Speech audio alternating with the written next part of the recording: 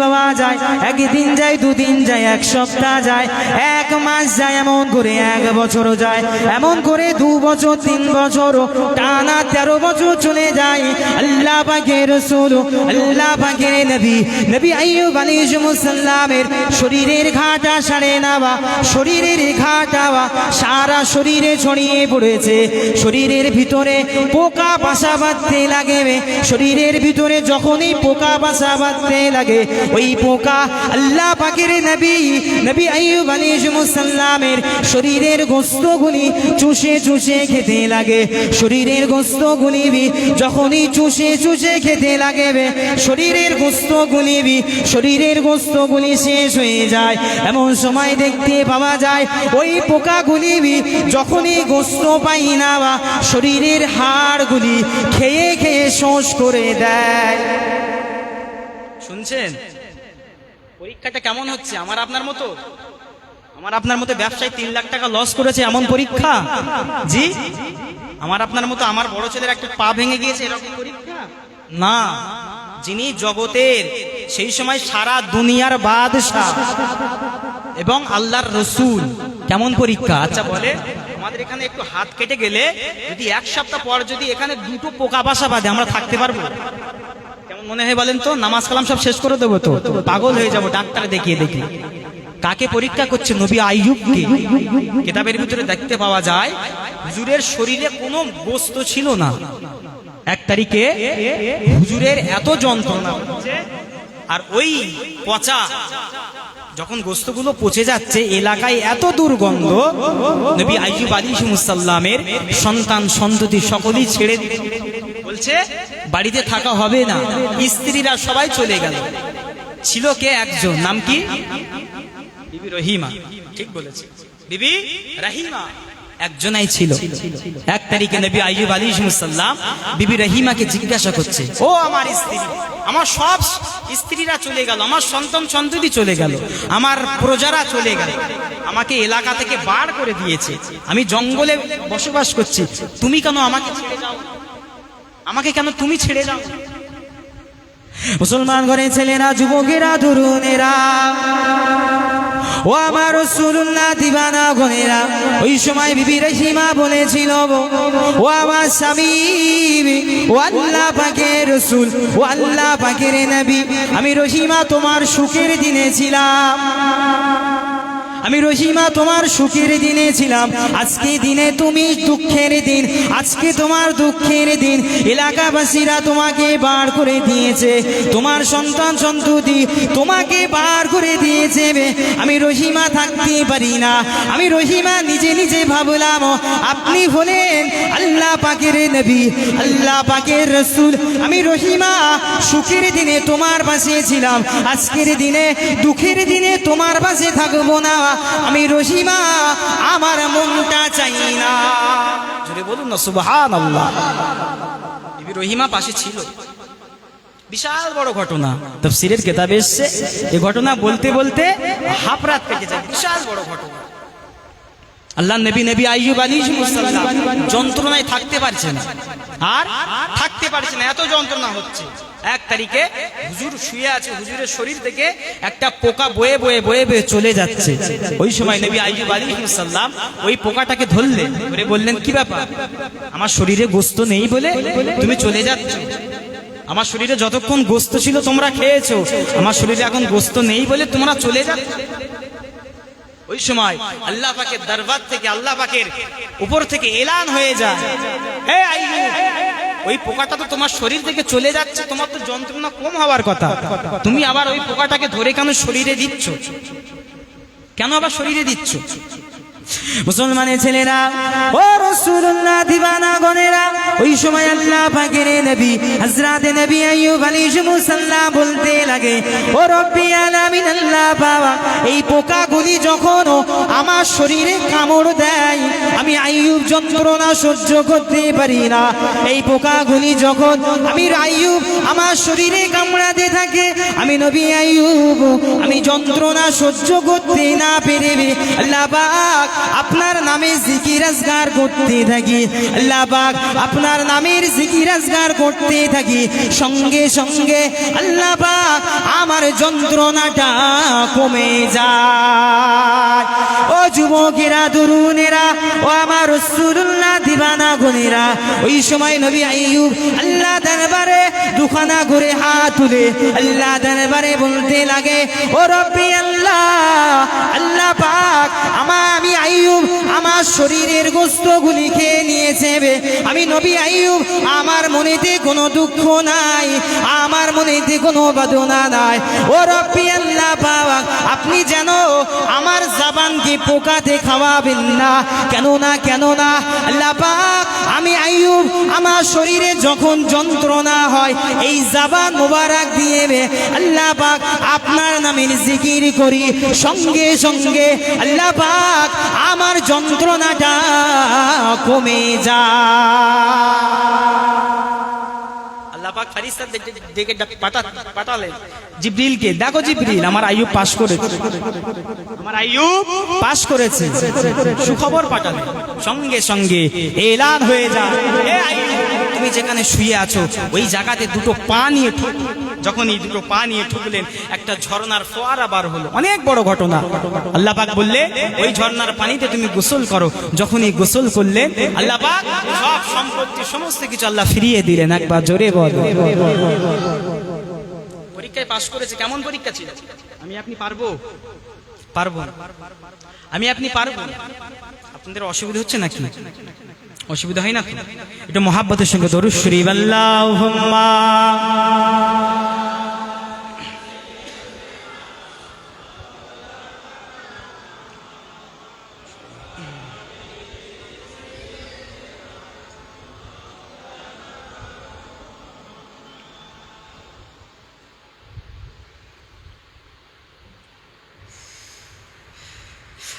मदीने के वाली मदीने बुला लो,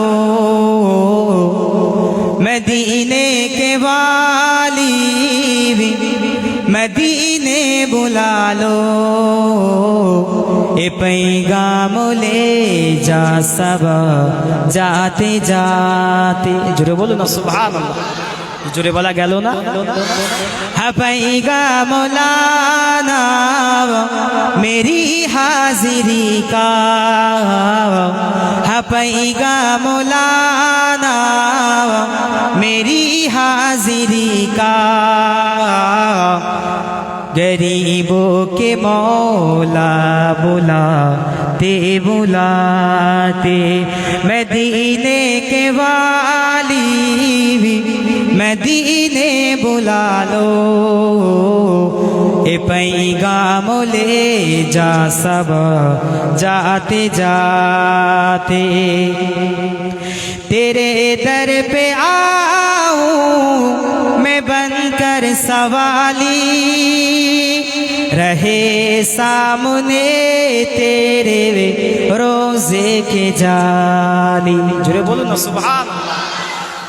तेरे दर पे आऊं मैं बनकर सवाली, रहे सामने तेरे रोजे के जाली, गरीबों के मौला यतीमों के वाली,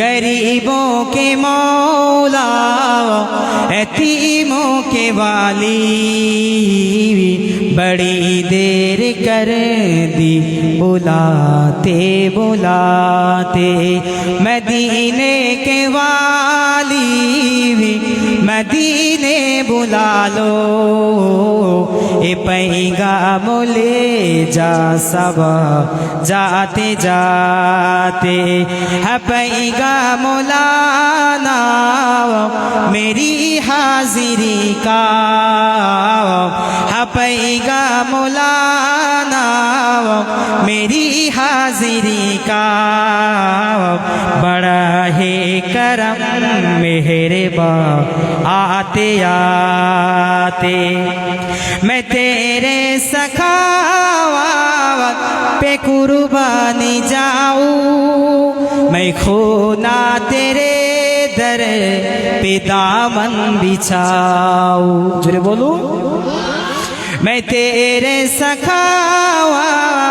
पे कुर्बानी जाऊं, मैं खोना तेरे दर पे दामन बिछाओ, तेरे हाथी थकी तेरे नहीं कमली वाले, तेरे हाथी थकी तेरे नहीं कमली वाले, करम के खजाने लुटाते लुटाते, मदीने के वाली मदीने बुला लो, मदीने के वाली मदीने बुला लो, ए पैगाम ले जा सबा जाते जाते।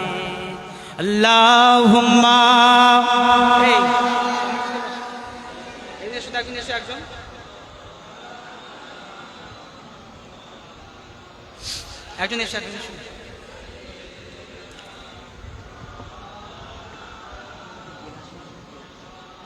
আমার ভাই জানে আল্লাহ তাহলে আল্লাহ পরীক্ষা করেছেন, আল্লাহ পরীক্ষা করেছেন, নবী আইয়ুব আলাইহিস সালাম পাস করেছে। আর আল্লাহ পরীক্ষা করেছিল কাকে? কাফেরকে। আল্লাহ কাফেরদেরকেও পরীক্ষা করে, তাই তো নাকি? আচ্ছা বলেন, এখন জলসা করার না আর মন মানসিকতা নেই প্রতিটা আলেমের, কারণ যে পরিস্থিতি চলছে মুসলিমদের উপরে যে হারে নির্যাতন, আজকে আমাদের ভারতবর্ষে কি অবস্থা বলে, কথা ঠিক কেনা বল, আজকে আমাদের ওয়াকফ কেড়ে নিল, আন্দোলন হলোই না, আমাদের করতে দেয় না, আমাদের ওয়াকফ সম্পত্তি কেড়ে নিল। আমার আগে মহাশয় আলোচনা করছিলেন, আজকে কি জলসা করবো আমরা, জলসা করে করে করে করে আমরা জলসা শুনে শুনে কাজে কিছু নেই, আমরা হক কথা বলতে পারি না সামনে, আমাদের সামনে রসুলের ওপর বিয়াদবি করা হচ্ছে, আমরা প্রতিবাদ করি না, কারণ এমন একজন বিয়াদবি করছে তার বিরুদ্ধে কথা বললে আমার 500 আসবে না, আমার একটা ঘর আসবে না, তাই জন্য নাকি সোশ্যাল মিডিয়ায় তো আপনারা দেখছেন। তবে একটা কথা মনে রাখে, ওয়াকফ সম্পত্তি আমাদের কেড়ে নিয়েছে, শুধু তাই নয়, আজকে ফিলিস্তিনের জমিনে, গাজার জমিনে আমার মুসলিম ভাইদেরকে আজকে শহীদ করেছে। আজকের নতুন আপডেট, আজকের খবর, আজকে ফিলিস্তিন দাবানলে পড়ছে, পেয়েছেন খবর? ফিলিস্তিন পুরো দাবানল জঙ্গলে এমন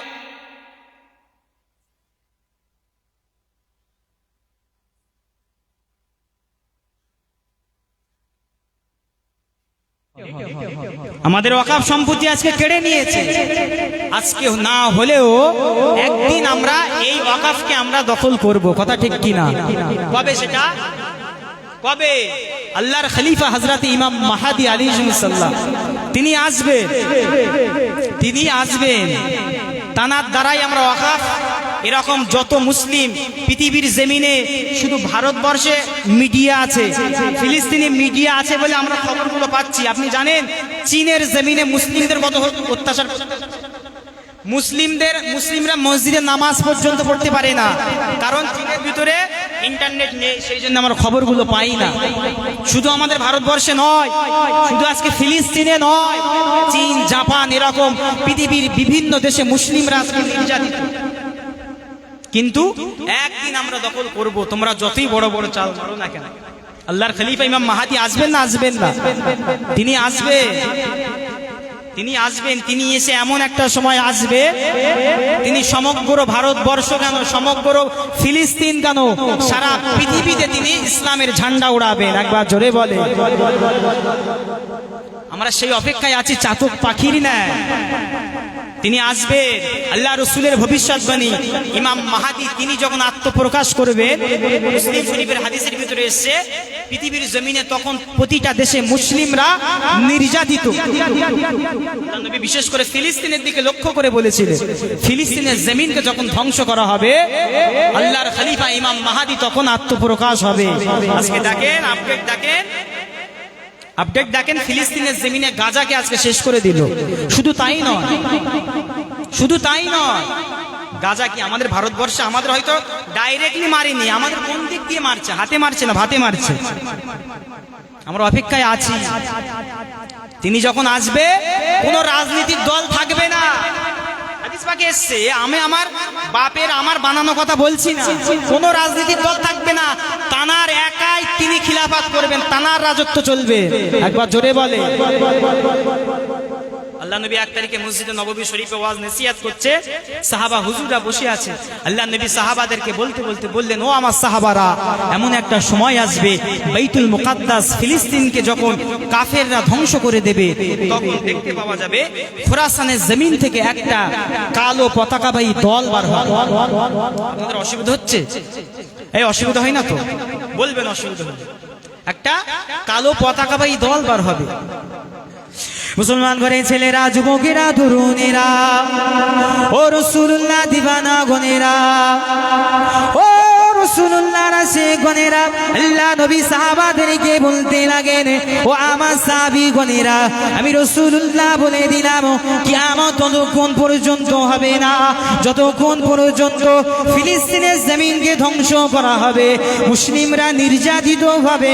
ওই সময় আল্লাহ পাক খোরাসানের জমিন থেকে, পৃথিবীর জমিনে খোরাসান বলে একটা দেশ আছে, যে দেশে আল্লাহ পাক জীবনে কখনো কোনো মিসাইল কোনো দেশ মারতে পারি না, কোনো বোম গুলি মারতে পারে না। আল্লাহ নবী বলে গেলেন, খোরাসানের জমিন থেকে একটা কালো পতাকাবাহী দল বার হবে।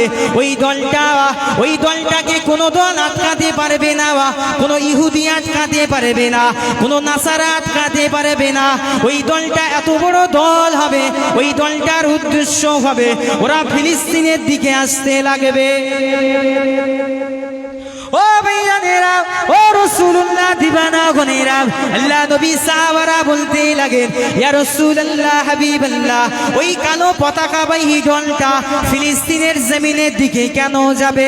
আল্লাহ নবী বলতে লাগেন, ও আমার সাহাবী গনেরা, ওই সময় যখনই যাবে ফিলিস্তিনের জমিনটা কাফের মুশরিকরা দখল করে নেবে। ওই কালো পতাকাবাহী দলটা ফিলিস্তিনের জমিনকে দখল করতে যাবে, ওই কাফের মুশরিকদেরকে হত্যা করে ফিলিস্তিনের জমিনে ইসলামী শাসন প্রতিষ্ঠা করবে। সাহাবারা বললে, ইয়া রাসূলুল্লাহ, তারা যখন ওই কালো পতাকাবাহী দলটা ফিলিস্তিনের দিকে যাবে, আরো তো অন্যান্য দেশ থাকবে, তারা কি মোকাবিলা করবে না? আল্লাহ রসুল তখন বললেন, পৃথিবীর জমিনে যত বড়ই দেশ আসুক না, যত বড় সৈন্য আসুক না কেন, তাদের সামনে কেউ দাঁড়াতে পারবে না। তারা সবাইকে শেষ করে দিয়ে ফিলিস্তিনের দিকে আগাতে থাকবে। আলোচনা শুনছে? অসুবিধা হচ্ছে না? বুঝতে পারলে বলবো। মুসলমানের ছেলেরা, যুবকেরা, তরুণেরা, ও আমার রাসূলুল্লাহ দিবানা গনেরা, আল্লাহ রাসূল বলতে লাগেন, ও আমার সাহাবী গনেরা, ও আমার সঙ্গী সাথীরা, ওই কালো পতাকাবাহী দলটা যখন ফিলিস্তিনের জমিনের দিকে রওনা হবে, তোমরা ওই দলের সঙ্গে যোগদান করবে। ওই দলের সঙ্গে যখনই তোমরা যোগদান করবে, আল্লাহ নবী সাহাবীরা বলতে লাগেন, ইয়া রাসূলুল্লাহ, ইয়া হাবিবাল্লাহ, হুজুর, আমরা কেমন করে ওই দলের সঙ্গে যোগদান করব? রাস্তাঘাটে পথে যদি কোনো বাধার সম্মুখীন হই, আল্লাহ নবী বলতে লাগেন, ও আমার সাহাবীগণেরা, ও আমার সঙ্গী সাথীরা, তোমরা বরফের উপরে, পাহাড়ের উপরে হামাগুড়ি দিয়ে হলেও ওই দলের সঙ্গে তোমরা যোগদান করবে। কেননা ওই দলের মধ্যে যিনি নেতৃত্ব দেবেন, তিনি অন্য কেউ নয়, তিনি হলেন আল্লাহর খলিফা হযরতে ইমাম মাহদী। আল্লাহ রাসূল বললে, তোমরা বরফের উপরে হামাগুড়ি দিয়ে হলেও ওই দলের সঙ্গে যোগদান করবে। দারিমি শরীফের হাদিসের ভিতরে এসেছে, আল্লাহ রাসূল বলছেন, ও আমার সাহাবীগণেরা, কারণ ওই দলের ভিতরে যিনি নেতৃত্ব দেবেন, তিনি অন্য কেউ নয়, তিনি হলেন আল্লাহর খলিফা হযরতে ইমাম মাহদী। একবার জোরে বলেন। আচ্ছা বলেন, আপনাদের কাছে প্রশ্ন, আমি বলছি না, আজকে বলেন দুনিয়ার হালাতটা আজকে ফিলিস্তিনের জমিনে কি হারে মানুষকে শহীদ করছে, ছোট ছোট নিষ্পাপ শিশুকে শহীদ করছে। আচ্ছা, আল্লাহ রাসূল আজ থেকে 1450 বছর আগে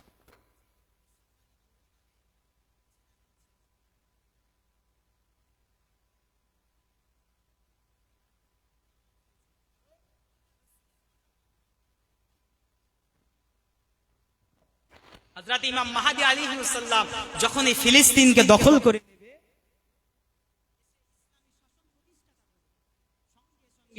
হুজুর আমার কোথায় যাবে? হুজুর যখনই ইসলামী শাসন প্রতিষ্ঠাতা করবে, সিরিয়া থেকে একটা দল হুজুরের বিরুদ্ধে যুদ্ধের ঘোষণা করবে। আপনাদের বুঝতে অসুবিধা হচ্ছে মনে হচ্ছে, কারণ এরকম আলোচনা জলসায় হয় না। অসুবিধা হচ্ছে নাকি? নাকি অন্য আলোচনা করব? চেঞ্জ করে দেবো? দরুদ শরীফ আল্লাহুম্মা সাল্লি আলা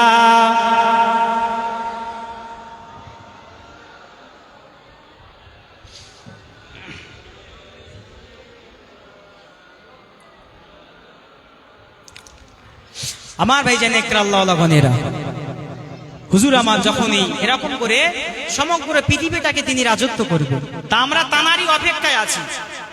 আমরা তোমাদের গরম কথা আমরা মানছি না, তোমরা বলো না তোমরা আমাদের শুধু ওয়াকাফ কেন? এর আগে আমাদের বাবরি মসজিদ দখল করেছে। শুধু তাই নয়, বড় বড় বর্তমান জামানার কিছু বড় বড় কিছু একটা নেতা, বিজেপির একটা নেতা রিসেন্টলি যে কথাটা বললো, কি শয়তান অধিকারী না কি নাম ওর, কি অধিকারী, শুভেন্দু অধিকারী, কি বলছে? বলছে বাংলার জমিন, পশ্চিম বাংলার জমিনকে গাজা করবো, গাজা, ফিলিস্তিনের মতো। শোনেননি?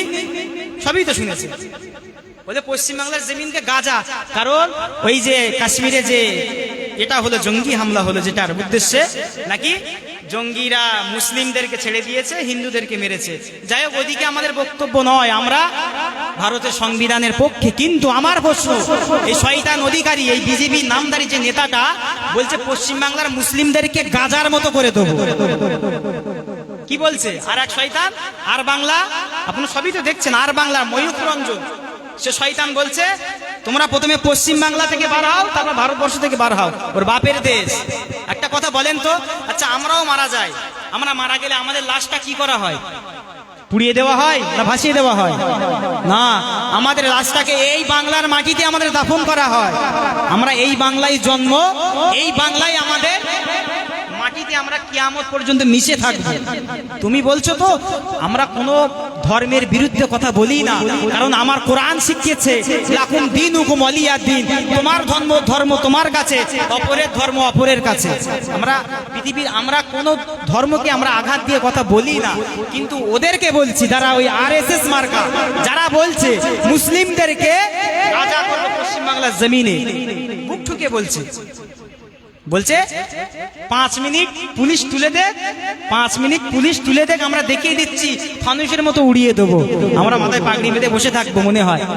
কত বড় বড় কথা বলছে। যাই হোক, এখানে সময় নষ্ট করতে চাই না, যেহেতু আলোচনাটা বিষয়বস্তুটা আলাদা।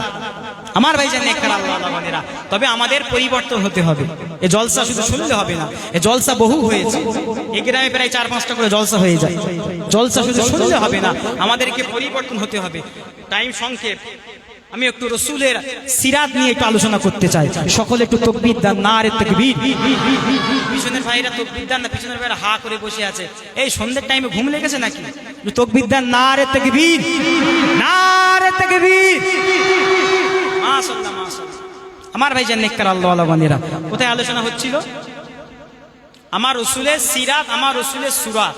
আল্লাহ পাক একটা নবীকে আল্লাহ পাঠিয়েছিলেন পৃথিবীর জমিনে। আল্লাহ পাক একটা নবীকে পাঠিয়েছিলেন। কোন নবীকে সব থেকে দেখতে সুন্দর করেছিলেন একটু বলেন তো? নবী ইউসুফ আলাইহিস সালাম। সব থেকে দেখতে সুন্দর করেছিল নবী ইউসুফ আলাইহিস সালামকে। এত সুন্দর দেখতে করেছিল নবী ইউসুফ আলাইহিস সালাম যখন মিশরের রাস্তা দিয়ে হেঁটে হেঁটে যেতেন, মিশরের মহিলারা ফল কাটা, আঙুর কাটা বাদ দিয়ে তারা তাদের আঙুলগুলো কেটে ফেলতো। কোন কোন রিওয়ায়েতে এসেছে তারা তাদের হাতের গোড়াই থেকে কেটে ফেলতো। কেন? নবী ইউসুফ আলাইহিস সালামকে এত সুন্দর দেখতে করেছিল।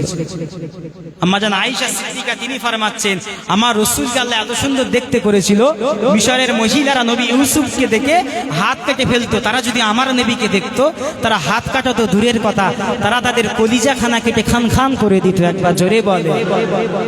সেই রাসূলের মাহফিলে বসেছি, সেই নবীর উম্মতে আমরা এসেছি, আমরা পরিবর্তন হতে পারি না। কেন? কেন পারি না? চলেন না দেখি না আমাদের আগের নবীর উম্মতিরা তারা কেমন করে পরিবর্তন হয়েছে। আমাদের দোয়া আজকে কবুল হচ্ছে না, আমাদের দোয়া কবুল হচ্ছে না। কেন বলেন তো? আমরা নামে মুসলমান, আমাদের খাওয়ার ভিতরে সুদ ঢুকেছে, ঢোকেনি? আমাদের খাওয়া পড়া সবকিছুর ভিতরে সুদ ঢুকেছে। মুসলমান ঘরে ছেলেরা, যুবকেরা, তরুণেরা, এ নবী পাকেরা সে গনেরা, এ রাসূলুল্লাহ দিওয়ানা গনেরা, আজকে আমাদের দোয়াকে আল্লাহ কবুল করে না। আমরা হাত তুললে আল্লাহ পাক আমাদের হাতকে আল্লাহ ফিরিয়ে দেয় কেন? আল্লাহ পাকের সেই পদ্ধতিকে আমরা অবলম্বন করতে পারি না।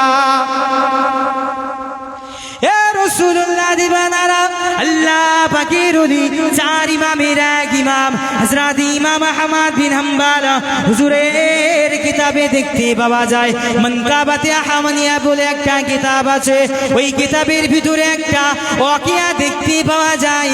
আল্লাহ পাকের ওলি হযরত ইমাম আহমদ বিন হাম্বল হুজুর আমার সমগ্র আরবের জমিনে ঘুরে ঘুরে বেড়ায়, আরবের জমিনে ঘুরে ঘুরে হাদিসগুলি সংগ্রহ করে, হাদিসগুলি সংগ্রহ করছে। চার ইমামের এক ইমাম হযরত ইমাম আহমদ বিন হাম্বল হাদিস সংগ্রহ করে পৃথিবীর জমিনে যত হাদিসের কিতাব আছে, সহজে হয়নি। পৃথিবীর জমিন থেকে বিভিন্ন জায়গা থেকে হাদিসগুলি সংগ্রহ করে করে একটা কিতাবে এনেছে। চার ইমামের এক ইমাম হযরত ইমাম আহমদ বিন হাম্বল 1 তারিখে তিনি আরবের জমিন থেকে শাম দেশে চলে গেলেন। শাম দেশের ভিতরে ভালো করে বুঝবে আজকে আমাদের দোয়া কেন কবুল হচ্ছে না, ভালো করে বুঝবে। শাম দেশের ভিতরে তিনি যখন গেলেন, এরকম হাদিস সংগ্রহ করতে করতে একটা হাদিসও পেলেন। এলাকার ভিতরে ঘুরছে, একটা আলেমকেও পেলেন না যে একটা তার কাছ থেকে একটা হাদিস নিয়ে সংগ্রহ করে তার কিতাবে লিখবে। এমন সময় দেখতে পাওয়া যায় চার ইমামের এক ইমাম হযরত ইমাম আহমদ বিন হাম্বল হুজুর আমার যখন সন্ধ্যা হব আর মরুভূমির একটা নিয়ম কেমন বলেন তো, দিনের বেলা প্রচুর গরম আর রাতের বেলা প্রচুর ঠান্ডা। এমন সময় দেখতে পাওয়া যায় হযরত ইমাম আহমদ বিন হাম্বল হুজুর আমার শাম দেশের ভিতরে খুঁজে খুঁজে এইরকম একটা মসজিদ দেখতে পেলেন, একটা মসজিদ দেখতে পেলেন। তিনি মসজিদের ভিতরে গিয়ে মাগরিবের নামাজটা আদায় করলেন। মাগরিবের নামাজটা আদায় করে হুজুর মনে মনে ভাবলেন আজকে রাতটা এখানেই কাটিয়ে দেব, কারণ আমি একজন মুসাফির, এখানে থাকার মতো কোনো পরিস্থিতি না। সেই জন্য তিনি বসে রইলেন। এশার নামাজ হয়ে গেল। এশার নামাজ হয়ে যাওয়ার পরে হুজুর আমার মসজিদের এক কোনায় বসে তাসবিহ তেলাওয়াত করছে। এমন সময় দেখতে পাওয়া যায় মসজিদের যে দারোয়ান, প্রতিটা মসজিদে একজন করে মাতব্বরি থাকে, মসজিদের দারোয়ান সে বলছে নামাজ হয়ে গিয়েছে, বেরিয়ে আসেন, মসজিদে দরজা দেব। কিন্তু ইমাম আহমদ বিন হাম্বল তিনি ভাবলেন, দরওয়ানকে বলছে দেখো ভাই, আমি তো একজন মুসাফির, আমি এসেছি অনেক দূর থেকে, আমি আজকে রাতটা মসজিদে থাকতে চাই, আমি কাল সকাল ফজরের সালাত আদায় করে বেরিয়ে যাব, আজকে রাতটা আমার এখানে থাকতে দেওয়া। কিন্তু দারওয়ান তিনি জানতেন এ যুগের সব থেকে বড় আলেম, বড় মুহাদ্দিস, নাম তার ইমাম আহমদ বিন হাম্বল, তিনি জানতেন। কিন্তু ইনি সেই ব্যক্তি, তিনি জানতেন না ইনি সেই ব্যক্তি। তিনি চিনতে না পেরে তিনি বার করে দিলেন। আর ঠিক ওই মসজিদের সামনে একটা রুটির দোকান, একটা যুবক ছেলে, আমাদের মতো যুবক ছেলে রুটি বেলছে। ওই যুবক ছেলেটা দূর থেকে দেখছে বিষয় একটা কিছু হচ্ছে, মসজিদের মাতব্বরির সঙ্গে একটা কথা কাটাকাটি ভালোই হচ্ছে। ও যুবকটা দূর থেকে দেখছে। যখন ইমাম আহমদ বিন হাম্বল হুজুর আমার ওই পোটলা পুটলি হাদিসের গ্রন্থগুলি নিয়ে যখন বেরিয়ে গেলে, ওই যুবকটা ডাক বললেন মুরব্বী একটু এদিকে আসবে, একটু এদিকে আসে। হুজুর গেলেন, গিয়ে বললেন কি হলো? যুবকটা বলছে কি ব্যাপার একটু বলবেন আমার সঙ্গে, মসজিদে দারোয়ানের সঙ্গে কি কথা কাটাকাটি হচ্ছে। ওই সময় ইমাম আহমদ বিন হাম্বল বললেন আমি বহু দূর থেকে এসেছি, আমি একজন মুসাফির, আজকে রাতটা মসজিদে কাটাতে চাই, কারণ বাইরে প্রচন্ড ঠান্ডা, যত রাত পড়ছে ঠান্ডার চাপ বাড়ছে, আমি কোথায় থাকবো আমি জানি না, সেই জন্য ভেবেছি আজকে রাতটা এই মসজিদেই কাটিয়ে দেব। তখন ওই যুবকটা বলছে তাহলে তোমাকে মসজিদে থাকতে দিচ্ছে না? বলছে না। তাহলে আমার এই দোকানে থাকো না, আমার দোকানে আমি সারা রাত রুটি বেলি, সারা রাত রুটি বিক্রি করি, আমার এই দোকানে আগুনের পাশে শুয়ে যাও, এই জায়গা আছে, এখানে ঘুমিয়ে পড়ো, ফজরের সালাত আদায় করে বেরিয়ে যাবে। তখন ইমাম আহমদ বিন হাম্বল হুজুর তিনি মনে মনে ভাবলেন কথাটা খারাপ, সারা রাত সেই তো আমার থাকতে হয় বাইরে, তাহলে আমি এখানেই থেকে যাই। এই বলে হুজুর এখানে থেকে গেলেন। হুজুর যখনই গভীর রাত হচ্ছে, রাত যত বাড়ছে, হুজুরের একটু ঘুমটা আসে, হুজুর ঘুমিয়ে পড়বে ভাব, হালকা হালকা চেতনা আছে। তখন হুজুর কানে একটা ছোট্ট আওয়াজে একটা শব্দ শুনতে পাচ্ছে, কিন্তু কি শব্দ হুজুর বুঝতে পারছেন। যত রাত হচ্ছে ঠান্ডা বাড়ছে, হুজুর আস্তে আস্তে উঠলেন, উঠে বসে দেখছে আওয়াজটা কোথা থেকে আসছে। খুব লক্ষ্য করে দেখলেন ওই আওয়াজটা ওই যুবকের মুখ থেকে আসছে, যুবকটা মুখ থেকে আসছে। কিন্তু কি আওয়াজ হুজুর বুঝতে পারছেন। যত রাত হচ্ছে হুজুর অপেক্ষা করতে থাকলেন, যত রাত হচ্ছে আওয়াজ হচ্ছে, এক কথা বলেই যাচ্ছে, কি কথা সেটা শুনতে পারলেন। মুসলমানের ছেলেরা, যুবকেরা, তরুণেরা, ও আমার রাসূলুল্লাহ দিবানা গনেরা, ওই সময় হযরত ইমাম আহমদ বিন হাম্বল হুজুর আমা বলতে লাগে, ও ভাই যুবক, তুমি তোমার দোকানের ভিতরে আমাকে থাকতে দিয়েছো, তবে আমার একটা প্রশ্ন আছে, তুমি যেন মনে কষ্ট না পাও, আমি এই প্রশ্নটা করতে পারি কি? ওই সময় ওই যুবকটা বলতে লাগে, কি এমন প্রশ্ন? আমাকে করো, কোনো অসুবিধা নাই।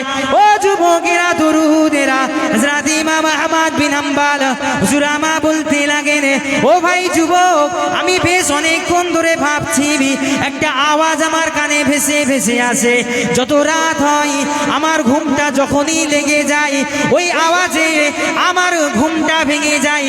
ও ভাই যুবক, ওই আওয়াজটা কিসের আওয়াজ? ওই আওয়াজটা কিসের আওয়াজ? আমাকে কি বলা যাবে? ওই সময় ওই যুবকটা বলতে লাগে, আমি আপনাকে চিনি না, আমি আপনাকে জানি না, তবে এই আওয়াজটা কিসের আওয়াজ আমি বলতে পারবো, তবে যতদিন দুনিয়ার জমিনে আমি বেঁচে থাকবো অন্য কোনো ব্যক্তিকে যেন বলবে না। আমি যতদিন দুনিয়ায় বেঁচে থাকবো এই কথাটা যেন বলবে না, তাহলে আমি বলতে পারি, এই শর্ত দাও আমাকে। হযরত ইমাম আহমদ বিন হাম্বল হুজুর একটু চিন্তিত হয়ে গেলেন, যেহেতু বড় মাপের মহাত্মা। ঠিক আছে, আমি বলবো না কাউকে, আমি বলবো না, শর্ত মানলাম, আমি বলবো না। বলো। ও যুবকেরা, তরুণেরা, ওই যুবকটা বলতে লাগে, আমি আপনাকে চিনি না, আমি আপনাকে জানি না, তবে আমি এই কথাটা বলছি, আমি মুখেতে অন্য কিছু পড়ি না, যে তাসবিহটা পড়ি, ওই তাসবিহ দ্বারা আল্লাহ পাক আমাকে মুস্তাজাব আদ-দাওয়া বানিয়ে দিয়েছে। ও যুবকেরা, তরুণেরা, আলোচনার আগে একটু বলে নেই, মুস্তাজাব আদ-দাওয়া কাকে বলা হয়? মুস্তাজাব আদ-দাওয়া ওই ব্যক্তিকে বলা হয় যে কিনা আল্লাহ দরবারে হাত তুললে আল্লাহ পাক তার হাতকে ফেরান না। এ যুবকেরা, তরুণেরা, এ আমার রাসূলুল্লাহ দিবানা গনেরা, ওই যুবকটা বলতে লাগে, আমি যে তাসবিহটা পড়ি, এই তাসবিহ দ্বারা আল্লাহ পাক আমাকে মুস্তাজাব আদ-দাওয়া বানিয়ে দিয়েছে।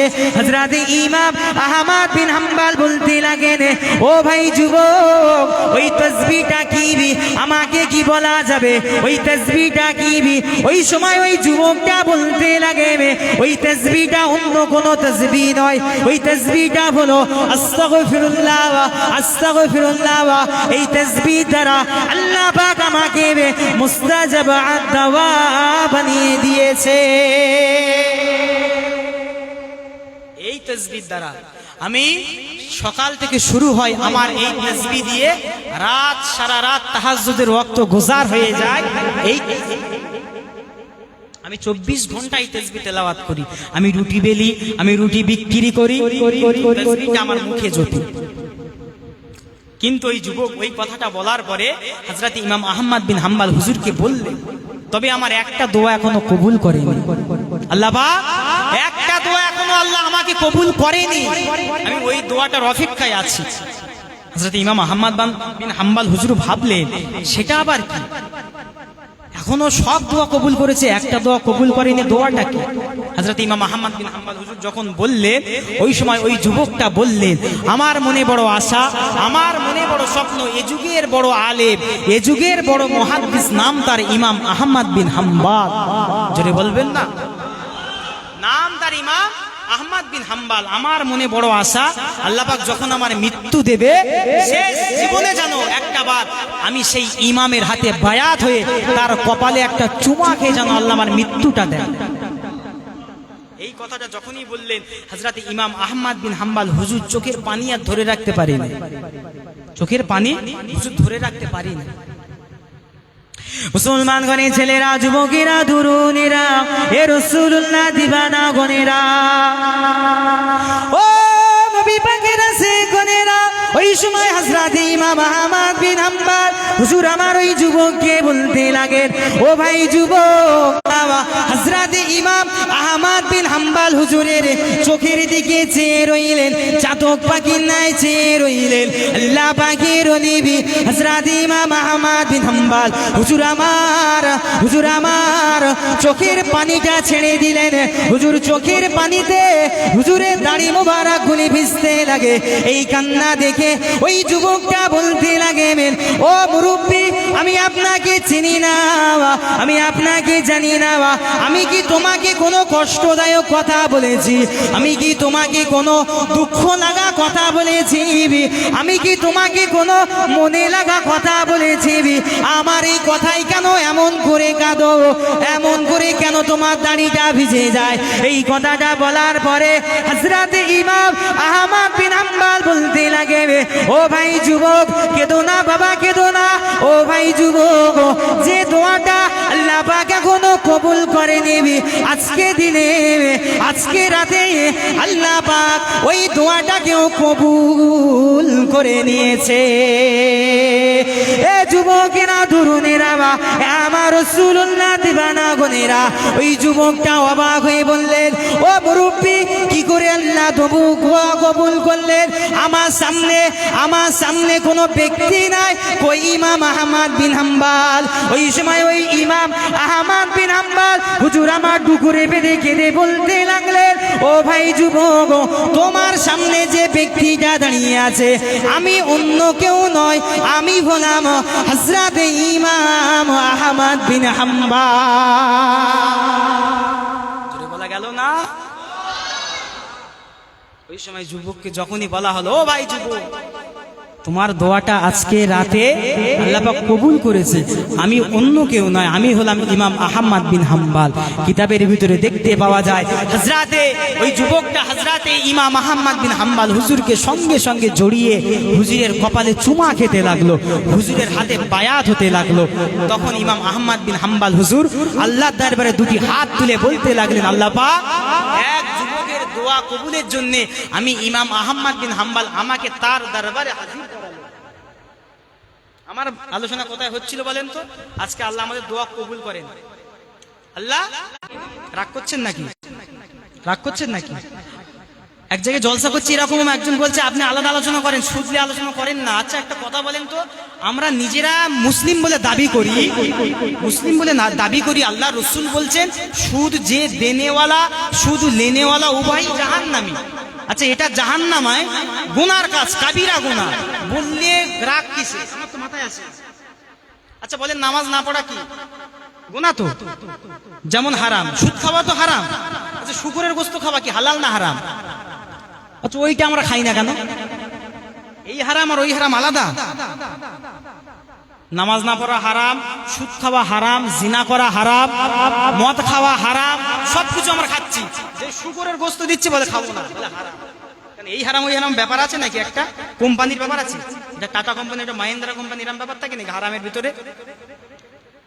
কেন আমরা শুকরের গোশত খাবো না? কেন খাবো তাহলে? আজকে থেকে সুদ খেতে পারি নির্দ্বিধায়, এমন কোন বাড়ি নেই, আমি হয়তো চালতে বেরিয়ে গ্রামে নেই, আমাদের গ্রামের কথা বলছি, এমন কোন বাড়ি নেই যে বাড়ি লোন নেই, বন্ধন লোন নেই। জানেন 1 টাকা সুদ খাওয়া, আমরা এখানে সব তো দাদা হুজুরের মান্যওয়ালা, তো দাদা হুজুর তানার ওসিয়াত নামে সরাসরি বসিরহাট হুজুর তানার কেতাবে বলে গেলেন, 1 টাকা শুধু খাবে যে 36 বার তার মায়ের সঙ্গে জিনার। হাদিসের কথা, আমি 20 বছরের বয়সের ছেলে যেটা বলবো, 40 বছরের যে আলেম সে একই কথা বলবে। 1 টাকা সুদ খাওয়া 36 বার জিনা করার সমান। আপনি খাচ্ছেন তো, বিবেকে লাগে না, বাঁধে না? আপনি আমার মসজিদে আসেন নামাজ পড়তে, কিয়ামতের দিনে না দেখবেন বহু নামাজি যারা মসজিদে নামাজ পড়তে আসতো জামাতের সঙ্গে, ফজরের নামাজ কাজা নেই, সব জাহান্নামে। একটাই কারণ, আগে একটা কথা আছে না, ঘর তৈরি করার আগে রাস্তা দেখো। আপনি এমন জায়গায় একটা ঘরের জায়গা কিনলেন, মাঠের মাঝখানে রাস্তা নেই, কি হবে ও জায়গা নিয়ে? আমি সুদ খাওয়া ছাড়তে পারছি না, আমি নামাজ দিয়ে পড়ে আছি, তাহাজ্জুদের নামাজ পড়ছি, হজ করছি, অথচ আমার বাড়ি 4-5টা লোন চলছে। কেন? মিলাদ দিয়ে এ ভেবে নিয়েছে আমি 30 বছর মদ খেয়েছি আর আল্লাহ আমার ক্ষমা করবে না। দরকার নেই, যে কদিন বাঁচি মদ ফাদ খেয়ে কাটিয়ে দেই, যা হবে কবরে গিয়ে দেখা যাবে। ভাবি না ভাবি? অনেকে আছে। আপনি জানেন হযরতে মুসা আলাইহিস সালামের জামানার এক উম্মত, আল্লাহ নবী হযরত নবী মুসা আলাইহিস সালাম এক তারিখে তিনি বসে রইলেন, আল্লাহকে প্রশ্ন করছেন, আল্লাহ আমার জামানার সবথেকে গুনাহগার ব্যক্তিটাকে আমি একটু দেখতে চাই। আল্লাহ পাক বললেন, নবী মুসা তুমি যেখানে বসে রয়েছো ওই জায়গাতে এক ব্যক্তি হেঁটে হেঁটে যাবে, দেখবে ওই ব্যক্তিটা তোমার জামানার সবথেকে গুনাহগার ব্যক্তি। নবী মুসা বসে রইলেন, দেখতে লাগেন এক ব্যক্তি কোলেতে একটা বাচ্চা নিয়ে ওই ব্যক্তিটা হেঁটে হেঁটে আসছে। নবী মুসা আলাইহিস সালাম ভেবে নিলেন এই ব্যক্তিটাই আমার জামানার সবথেকে গুনাহগার। ভালো করে শোনেন, আমি কোথা থেকে কোথায় যাচ্ছি ভালো করে শুনবেন, আবার ফিরে আসবেন। নবী মুসা আলাইহিস সালাম ভেবে নিলেন এই ব্যক্তিটা আমার জামানার সবথেকে গুনাহগার। নবী মুসা আলাইহিস সালাম আবার আল্লাহকে প্রশ্ন করছে, আল্লাহ পাক আমার জামানার সবথেকে নেককার ব্যক্তিকে আমি নবী মুসা দেখতে চাই। আল্লাহ পাক বললেন, নবী মুসা তুমি যেখানে বসে রয়েছো ঠিক মাগরিবের ওয়াক্ত, সন্ধ্যা হবো সূর্যটা ডুববে, ঠিক তখন এক ব্যক্তি দেখবে জঙ্গল থেকে এলাকার দিকে আসতে থাকবে, ওই ব্যক্তি তোমার জামানার সবথেকে নেককার। নবী মুসা বসে রয়েছে, লাগলো ওই ব্যক্তিটা যে সকালবেলা সবথেকে গুনাহগার ছিল সন্ধ্যার সময় সবথেকে নেককার হয়ে বাড়ি ফিরছে। নবী মুসা অবাক, আল্লাহর নবী মুসা কালিমুল্লাহ হুজুর আল্লাহকে প্রশ্ন করলেন, আল্লাহ পাক এই ব্যাপারটা কি, এর রহস্যটা কি, আমি নবী মুসা আমাকে বলতে হবে। আল্লাহ পাক আমি জানি না।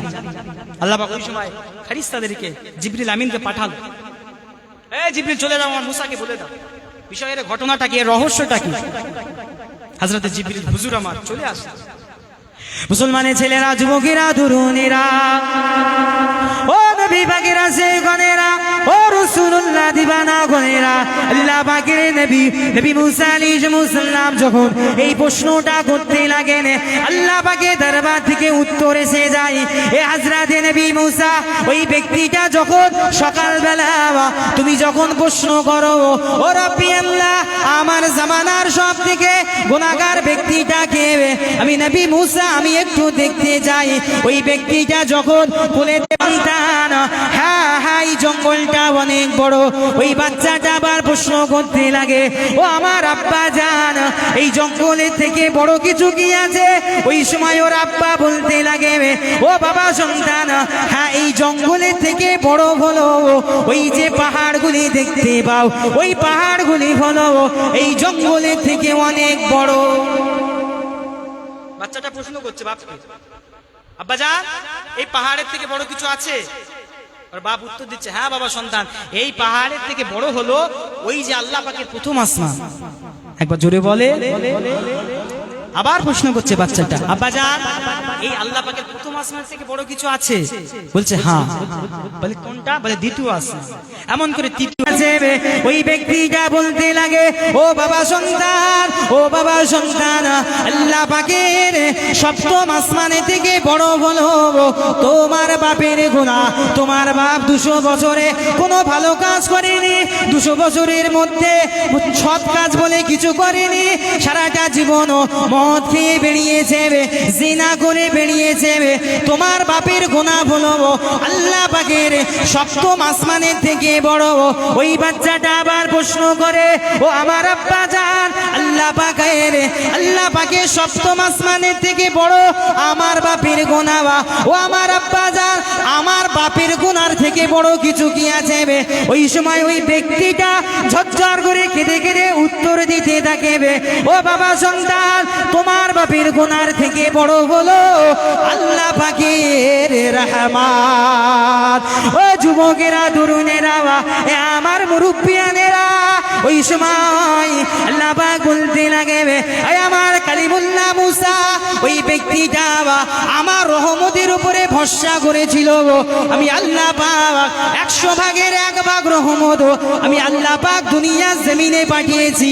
আমি আল্লাহ পাক তার জীবনের 200 বছরের গুনাহকে আমি আল্লাহ পাক কি ক্ষমা করতে পারি না, কার বান্দা বানিয়ে দিয়েছি। জোরে বলা গেল না? আর তাকবীর। কত বছর গুনাহ করেছিল? 200 বছর। আবার কোন নবীর উম্মত? নবী মুসা। আর আমরা কোন নবীর উম্মত? আমরা আখিরি নবী, নবী মুসার নবীকে আমাদের রাসূল, জানাকে ইমামুল আম্বিয়া বলা হয়। আমরা ফিরি না। আমরা 60 বছর নামাজ পড়িনি, 60 বছর গুনাহ করেছি, আমরা আল্লাহর রহমত থেকে নিরাশ হয়ে গিয়েছি। আল্লাহ পাক কি বলছে? মাইয়া তাওয়াক্কাল আল্লাহ ফাহুয়া হাসবু, যে বান্দা আমি আল্লাহ আমার উপর ভরসা করে, আমি আল্লাহ তার জন্য যথেষ্ট, আমি আল্লাহ তার জন্য যথেষ্ট। কেন আমরা ফিরি না? আসেন না, চলে আসেন, কালকে থেকে নিয়ত করেন, কালকে থেকেই নিয়ত করেন, যা হয়েছে হয়েছে, আল্লাহ সব ক্ষমা করে দেবেন। শুধু ওয়াজ শুনলে হবে না, আমি একটু মহাব্বতের সঙ্গে দরুদ শরীফ পড়েন। আল্লাহুম্মা সাল্লি আলা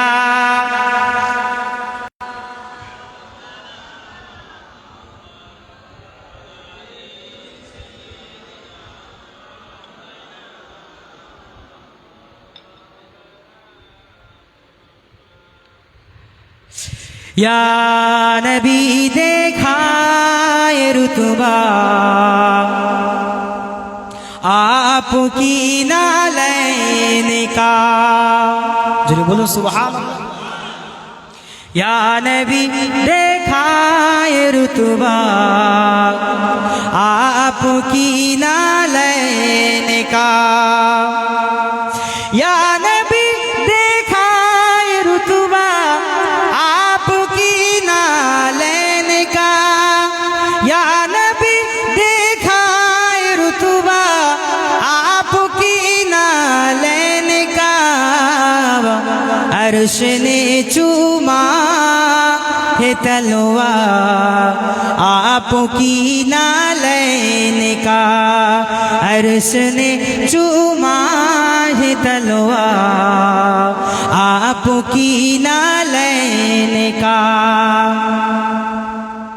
आपकी कदमों की नरमी कल्ब पर महसूस की, आपकी कदमों की नरमी कल्ब पर महसूस की, जब भी मैंने नक्शा देखा आपकी नालैन का, जब भी मैंने नक्शा देखा, हश्र में जब लोग चूमे आपकी दस्ते करम, सबसे छुप कर लो में बोछा आपकी नालैन का, सबसे छुप कर लो में बोछा आपकी नालैन का, या नबी देखाए लैन का, या नबी देखाए रुतबा आपकी नालैन का, अर्श ने चूमा है तलवा आपकी नालैन का। अल्लाह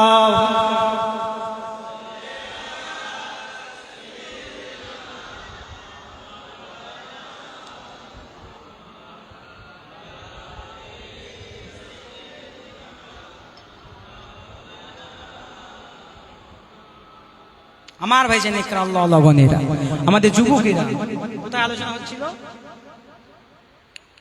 সময়ও হয়ে গেছে। অতএব আমাদেরকে আকীদা গ্রহণ করতে হবে আমার রাসূলের নকশা কদমের উপরে। আল্লাহ রাসূল বললেন আখিরি জামানায় আমার যে উম্মত একটা সুন্নতকে জিন্দা করবে তার নামায় আমলে আল্লাহ পাক 70টা কোন কোন রাওয়ায়াতে এসে 100টা শহীদের সওয়াব দেবে। একবার জোরে বলে। সেই নবীকে ভালোবাসতে হবে, সেই রাসূলকে যারা ভালোবেসেছে তাদের থেকে শিক্ষা নিতে হবে। নবীকে ভালোবেসেছিল কে? রাসূলকে ভালোবেসেছিল কে? আপনার আমার পীর ও মুর্শিদ কে? আমরা ফুরফুরা শরীফ মানি তো নাকি? মুজাহিদুল জামান হুজুর নবী পাককে ভালোবেসেছিল, হুজুরকে প্যার করেছিল। কতটা? হুজুরের যখন যুবক বয়স, অসুবিধা হবে আল্লাহ বেরিয়ে কথা বললে, অনেকের অসুবিধা হয়। আল্লাহর ওলি হযরতে মুজাহিদুল জামান হুজুরের তখন যুবক বয়স, হুজুরের দিন যায় রাত যায়, হুজুরের মনে একটাই স্বপ্ন আল্লাহ রাসূলকে একবার দেখবে, কিন্তু রাসূল দিদার দেন। গভীর রাত হয়ে যায়, তাহাজ্জুদের নামাজ পড়ে, তাসবিহ তেলাওয়াত করে, তাহাজ্জুদ গুজার করে, নবী পাক দিদার দেয়। মুসলমান ঘরে ছেলেরা যুবকেরা তরুণীরা এ নবী পাকের সে গনেরা ও রাসূলুল্লাহ দিওয়ানা গনেরা দেখতে পাওয়া যায় আল্লাহ পাকের ওলি হযরতে মুজাদ্দিদুজ্জামান হুজুর আমার ঘরে দিয়ে ঘুমিয়ে রয়েছেন। গভীর রাত হয়ে যায়, আল্লাহ রাসূল হুজুরের সঙ্গে দিদার কানা দিয়ে দেয়। আল্লাহ নবীর সঙ্গে যখনই দিদার কানা নসিব হয়ে যায়, স্বয়ং আল্লাহ রাসূল মুজাদ্দিদুজ্জামান হুজুরকে বলতে লাগেন, ও বাবা আবু বকর, বাবা আবু বকর, আমি জানি আমি রাসূলুল্লাহ, আমাকে বড্ড বেশি ভালোবাসো, আমাকে বড্ড বেশি প্যার করো। আল্লাহ পাকের ওলি মুজাদ্দিদুজ্জামান হুজুর বলতে লাগেন, ইয়া রাসূলুল্লাহ, ইয়া হাবিবাল্লাহ হুজুর, আপনি কেন আমাকে দিদার দেন না? আমি আবু বকর কি কোনো গুনাহ করেছি? ইয়া রাসূলুল্লাহ, হাবিবাল্লাহ, আমি আবু বকর, আমার মনে বড় আশা আপনাকে একটু দেখব। হুজুর আপনি কেন দিদার খানা দেন না?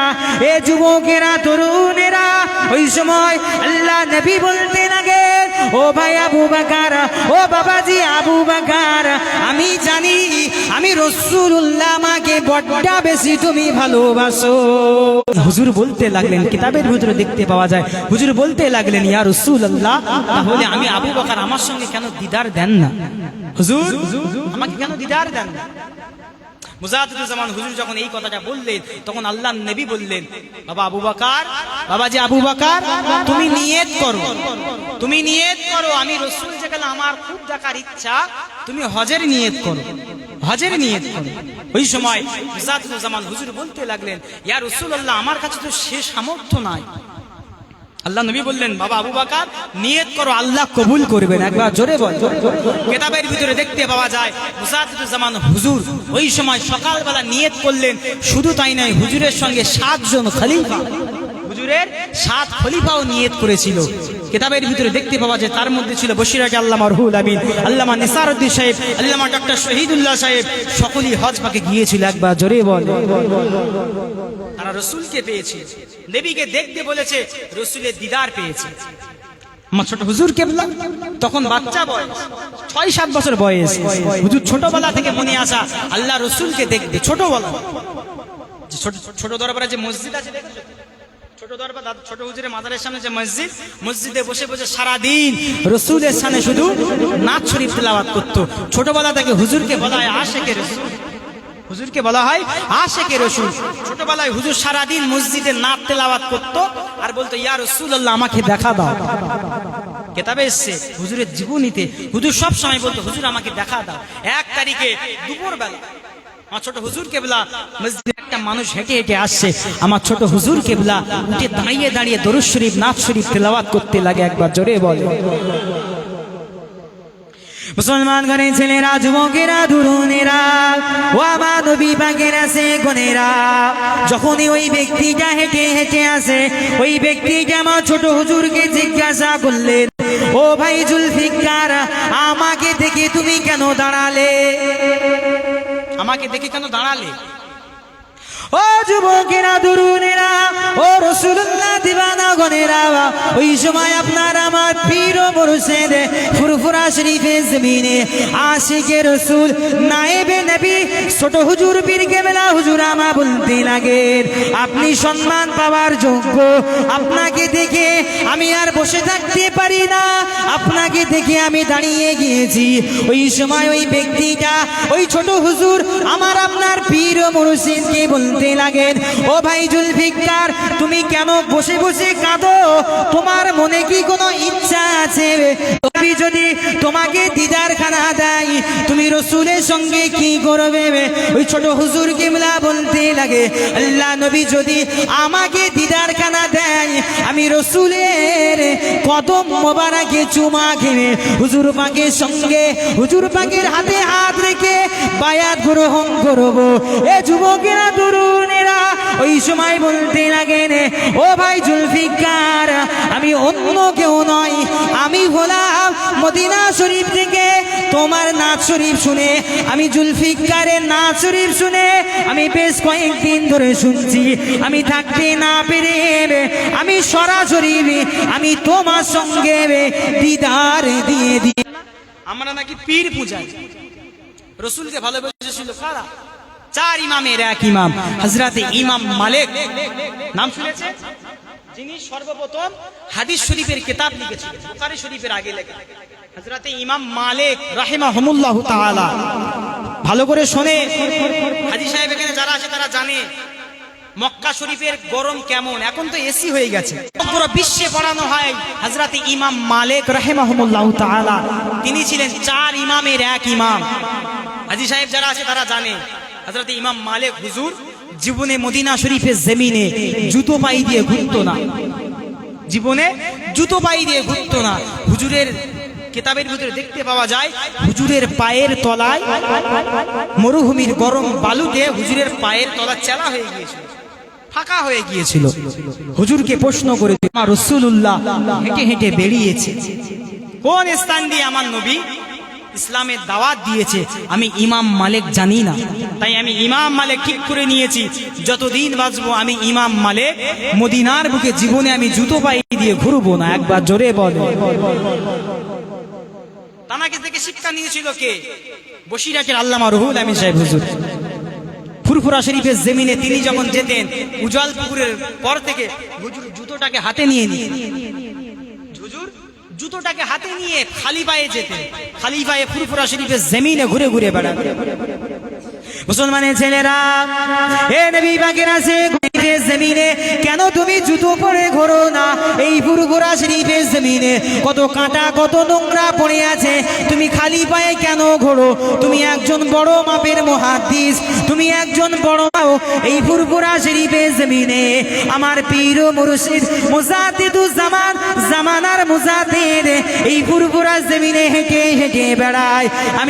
আমি রুহুল আমিন, আমি যখন জুতো পরে ঘুরবো আমার পীরের নকশে কদম, আমার পীরের পায়ের ছাপের উপরে আমি রুহুল আমিন আমার জুতোর ছাপটা যদি পড়ে যায় বেয়াদবি হয়ে যাবে। আমি রুহুল আমিন সেই জন্য ঠিক করে দিয়েছি যতদিন বাঁচবো ফুরফুরা শরীফের জমিনে আমি জীবনে জুতো পরে ঘুরবো না। হুজুর শিক্ষা নিয়েছে কে? ইমাম মালিক জানা, যিনি জীবনে মদিনা থেকে বাইরে যায়। মদিনা শরীফ ওনার জন্মস্থান, জীবনে বাইরে বার হয়নি। হুজুরকে প্রশ্ন করেছিল, হুজুর আপনি একজন মুহাদ্দিস, আপনার ছাত্র সমগ্র বিশ্বে, আপনি কেন মদিনা থেকে বাইরে যান না? ওই সময় হুজুর মদিনার বুকে যখন এই প্রশ্নটা হুজুরের কাছে করা হয়, ওই সময় হুজুর ঝরঝর ঝরঝর করে কাঁদতে কাঁদতে বলতে লাগে, আমি ইমাম মালিক, আমার মৃত্যুটা মদিনার বাইরে হয়ে যাবে, সেই জন্য আমি ইমাম মালিক জীবনে মদিনা থেকে বাইরে বার হব না। জোরে বলেন সুবহানাল্লাহ। কিতাবের ভিতরে দেখতে পাওয়া যায় হুজুরের মৃত্যু মদিনার বুকেই হয়েছিল। হুজুরের মৃত্যু জান্নাত মদিনার বুকেই হয়েছিল। কোন ইমাম মালিকের কথা বলছি? কোন ইমাম মালিক জানেন? জানেন হুজুর 1 তারিখে মদিনার বুকে মদিনার মসজিদে নববীতে হুজুর আমার ছাত্রদেরকে হাদিস শরীফ পড়াচ্ছেন। এমন সময় ছাত্ররা সামনে বসে আছে, এমন সময় দেখতে পাওয়া যায় হুজুরের শরীরটা নীল হয়ে যায়। হুজুরের শরীর নীল হয়ে যায়। ছাত্ররা লক্ষ্য করলেন কি ব্যাপার, হুজুরের অসুবিধা হচ্ছে আপনাদের? ঘুম লাগছে নাকি? ছেড়ে দেবো? হুজুরকে আসতে বলি, শরীরটা নীল হয়ে গিয়েছে, কি ব্যাপার? আপনি আমাদেরকে হাদিস পড়াচ্ছেন, এমন সময় আপনার শরীর নীল হয়ে গিয়েছে কেন? দেখতে পাওয়া যায় ওই সময় হযরত ইমাম মালিক হুজুর বলেছিল, দেখো আমার পিঠেতে যেন কি কামড় দিয়ে বসে আছে। ওই সময় দেখতে পাওয়া যায় হুজুরের পিঠেতে একটা বিছা কামড় দিয়ে বসে আছে। ছাত্ররা প্রশ্ন করলেন, হুজুর আপনার পিঠে বিছা কামড় দিয়ে বসে আছে, আপনি আমাদেরকে বলেন না?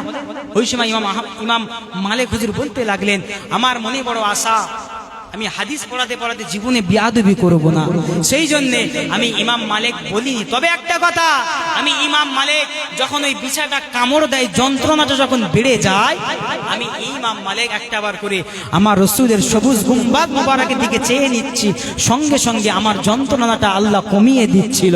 আমরা কেউ দোয়া চাই যে ইমাম মাহাদি আমাদের কাছে খুব তাড়াতাড়ি চলে আসুক? কতজন দোয়া চান যে আল্লাহ পাক ইমাম মাহাদিকে পাঠিয়ে দেন? আমরা দোয়া চাই না। আজকে সমগ্র বিশ্বে মুসলিমরা নির্যাতিত, বিভিন্ন দিক দিয়ে ছোট ছোট মাসুম বাচ্চাদেরকে শহীদ করা হচ্ছে। আমরা এখানে বেশ আমোদে ঘুরছি, কিছু মনে হচ্ছে না। একটা যদি আমাদের এখানে মেরে দেয় না, আমরা সেদিন থেকে বুঝবো কেন আমরা এক হচ্ছে না। আমরা ভাইয়ে ভাইয়ে মিল নেই, মুসলিম মুসলিম বিরোধী। যাই হোক, মুক্তাসার করব নাড়িয়ে দিতাম সব জালিমের ভিড়। আমাদের ছিল এক সোনালি অতীত, নাড়িয়ে দিতাম সব জালিমের ভিড়। আইন ছিল শুধু ইনসাফেরই, জুলুম রুখে দিতে হতো না দেরি। কথা ঠিক কিনা? মুসলিমরা 700 বছর রাজত্ব করেছিল। ইয়া শাবাব ইস্তাইকিজ, ইয়া শাবাব ইস্তাইকিজ, হে যুবক জেগে ওঠো, হে যুবক জেগে ওঠো। আমাদের ছিল এক সোনালি অতীত, নাড়িয়ে দিতাম সব জালিমের ভিড়। তুমি কি শোনোনি খালিদের কথা, ও মহরক্রেতা? তবে কেন আজ মনে শোকাতুর ব্যথা? সিরিয়া কাশ্মীরে আর কান উইঘুরে ডাকিছে তোমারই ভাই।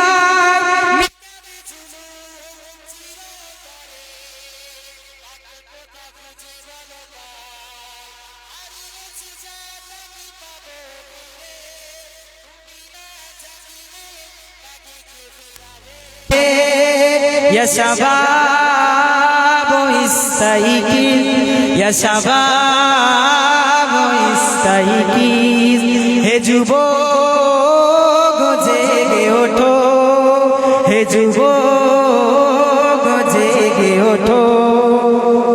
সে বোনা জেলা ছিল বারে বারে, ভারত ফিলিস্তিনে উইঘুর আর কানে কাঁদিছে তোমারই বউ।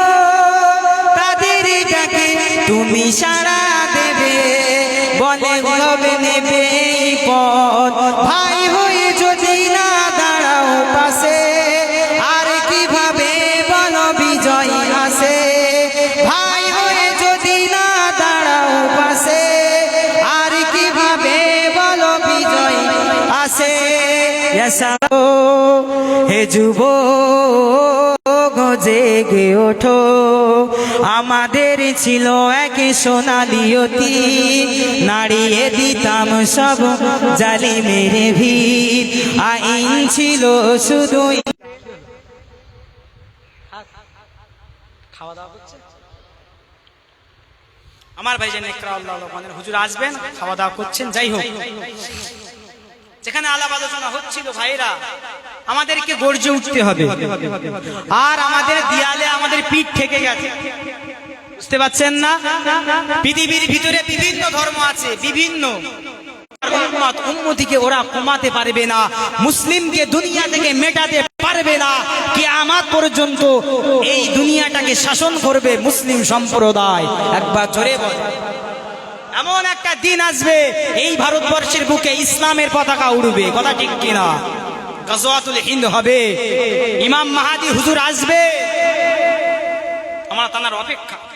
আসেন সকলে একবার দাঁড়িয়ে, হুজুর আসছেন নাকি? সকলে একটু দাঁড়িয়ে হুজুরের পাশে সালাত